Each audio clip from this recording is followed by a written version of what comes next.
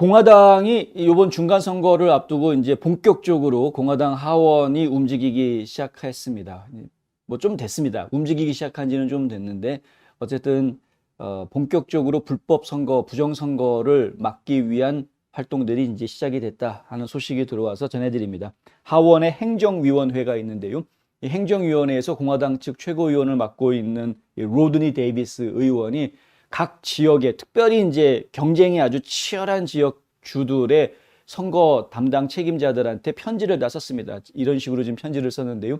지금 보시는 거는 이제 텍사스에 보낸 편지이고 각 주의 최고 담당자들한테 이제 편지를 보내고요.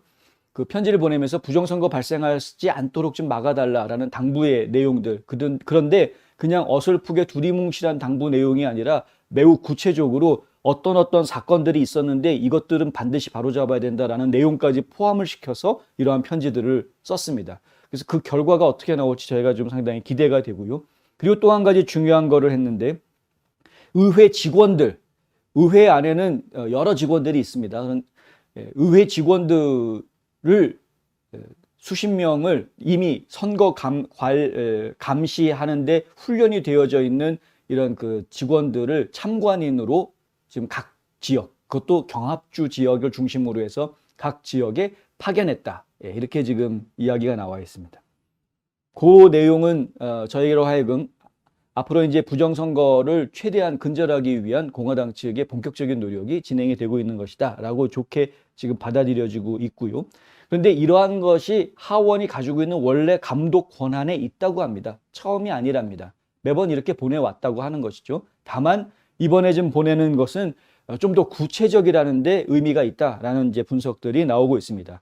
그러니까 지금 편지 내용에서도 구체적으로 어떤 사건들을 지목을 하고 이것들을 좀 면밀하게 봐달라라고 요구한 것처럼 구체적으로 지금 접근을 하고 있다라는 부분들, 경합 지역들에 대해서 이 파견되는 참관인들을 가장 맨 앞자리에 앉힌다라는 그런 내용들, 뭐부터 해가지고 매우 구체적인 내용들이 들어가 있다라는 것이죠. 데이비스 의원은 오하이오주 국무장관의 프랭크 라로즈에게 10월 20일 편지를 이미 보냈다고 하는데요. 과거 선거와 마찬가지로 하원은 이 법적 권한을 사용해서 자격 증명을 제공하고 향후 몇 주 동안 하원 선거의 공식 참관인 또는 특히 번거로운 연방 하원 선거를 수행할 수 있는 훈련된 의회 직원을 배치할 것이다. 이를 통해 우리는 나중에 하원에서 후보가 경선에 참여할 수 있는 가능성에 대비할 수 있다. 뭐 이렇게 내용들을 보냈다고 하고요. 배치된 하원 참모들은 선거 관찰 전문가들에 의해 훈련됐고 그들이 선거의 행정이나 개표 과정에서 공식적이거나 옹호적인 역할을 하지 않도록 지시받았다. 그들은 오로지 관찰자로서 기능해야 한다.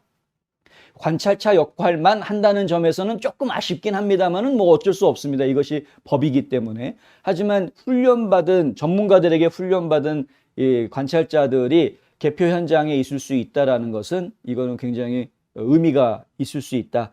하원 행정위원회는 오랫동안 연방선거에 대한 감독 책임을 맡아왔습니다. 의회 직원들은 과거에도 선거에 참관인으로 배치된 적이 있었습니다. 그러나 공화당 하원 의원들은 올해 프로젝트가 최근 기억에서 가장 포괄적인 감독 노력이다라고 이야기하고 있습니다. 그러니까 올해만큼 이렇게 신경 써서 감독한 적은 없었다라는 이야기죠. 하원 행정위원회의 비서실장인 티모티 모나하는 저스트 뉴스하고 인터뷰하면서 이런 이야기를 하는데요. 선거 이니셔티브에 대한 믿음은 하원 공화당원들이 주 및 지방선거 관리 공무원들로부터 선거를 관리하는 최선의 관행이 무엇인지 직접 듣기 위한 중요한 노력이다. 필요한 견제와 균형을 갖추지 못해서 우리 선거에 대한 믿음을 훼손하는 관행과 노력을 촉구한다. 그러니까 이제 충분하게 그 다음에 뭐 카운티라든가 주라든가 이러한 선거 관리 담당자들과 연방 의회의 의원들 사이에 충분한 대화가 있지 못해서 오해가 발생하는 부분들을 최소화하기 위해서 노력을 해야 할 것이다. 그것이 바로 이번 선거에 대한 믿음을 더욱더 키워주는 중요한 부분이 될 것이다. 이런 이야기를 지금 하는 겁니다.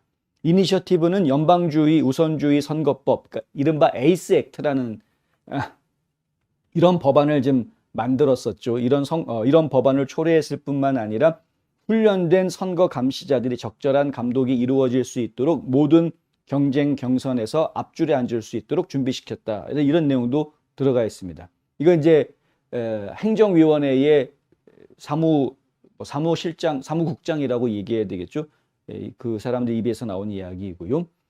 예를 들어서 데이비스 의원은 지난 수요일에 텍사스주의 법무장관인 켄 팩스턴에게 편지를 보냈는데 플랜드 페어런트하고 플랜드 페어런트후드하고 민주당의 비토 오루크 주지사 후보가 보낸 유권자 등록 우편물에 대한 조사를 요구했다. 이런 내용이 들어가 있습니다. 그가 주 법을 준수하지 않았을 수 있다라고 지적을 한 겁니다. 그러니까 이제 텍사스주 법무장관한테 주지사 후보가 지금 민주당 쪽 주지사 후보가 법 지키지 않고 편법이나 불법을 행했을 수 있으니까 한번 조사해봐라. 이런 식으로 지금 찔러놓은 건데 대략 이야기한 게 아니라 구체적인 내용이 들어가 있다는 것이죠. 또 이달 초에는 콜로라도주의 제나 그리스월드 국무장관한테도 역시 편지를 보내서요. 합법적으로 투표할 수 없는 3만 명의 비시민권자가 어떻게 유권자 등록하라는 통보를 받았는지 이거를 좀 조사하고 우리한테 보고해라 라고 지금 이제 편지를 보냈다는 겁니다. 그러니까 이런 식으로 구체적으로 내용을 써서 보냈기 때문에 그 결과가 어떻게 나올지는 봐야 됩니다. 뭐 선거가 이제 8일 앞으로 다가온 상황이어서 지금 이제 하원의 소수당 의원들이 이렇게 주 국무장관들한테 혹은 법무장관들한테 보낸 편지에 주 국무장관이나 법무장관들이 일일이 대답할 의무는 사실은 없어 보이기는 합니다만은 뭐 며칠 안 남아 바빠서 못했다 이렇게 얘기할 수도 있거니와 그냥 올해 말까지만 버팅기면은 이 사람들 임기는 어차피 끝나는 거니까 물론 뭐 연임하겠지만 그러니까 그런 상황이어서 대답을 제대로 할지는 모르겠습니다. 대답을 제대로 할지 모르겠다는 이야기는 조사나 제대로 할까라는 생각도 들긴 합니다. 이게 이제 공화당 법무장관이나 국무장관이면은 조사를 하겠죠. 그런데 이 민주당 쪽의 국무장관이나 법무장관 같은 경우에는 뭐 공화당 의원이 왜 나한테 이런 걸 시켜? 그래서 안 할 수도 있다라는 이제 이야기, 혹은 뭐 하더라도 건성으로 했을 가능성도 있다라는 이야기. 근데 이 이야기들을 보면 또 이런 이야기도 나오는데요. 이제 이런 주 단위로 이야기하는 것뿐만이 아니라 연방 정부가 이 선거에 개입하기 위해서 움직이고 있는 모습들을 이렇게 딱 찝어가지고 이러면 안 되는데 여기서 이러시면 안 됩니다라고 이렇게 딱 찝어주는 그런 일도 있었다라는 이야기입니다. 연방 기관들이 유권자 등록을 전국으로 확대하기 위해서 국민이 낸 세금을 쓰는 이런 모습들이 보였다라는 것인데요. 예를 들면은 하원 농업위원회의 공화당 최고의원인 글렌 톰슨 의원은 가난한 미국인들이 식권 등 복지 혜택을 받을 때, 그러니까 푸드 바우처 같은 거 얘기하는 건데요. 푸드 스탬프라든가 연방 농무부가 유권자 등록을 도와주고 있다는 사실을 확인했다는 겁니다. 그러니까 푸드 스탬프 받으러 오는 사람들에 대한 정보는 정부가 다 가지고 있을 것 아닙니까? 대체로 푸드 스탬프를 받으러 왔다는 이야기는 유권자의 가능성이 상당히 높은 것이기도 하고, 그래서 이 푸드 스탬프 받으러 오는 사람들한테 유권자 등록해, 선거해야지 라고 유도를 했다라는 이야기.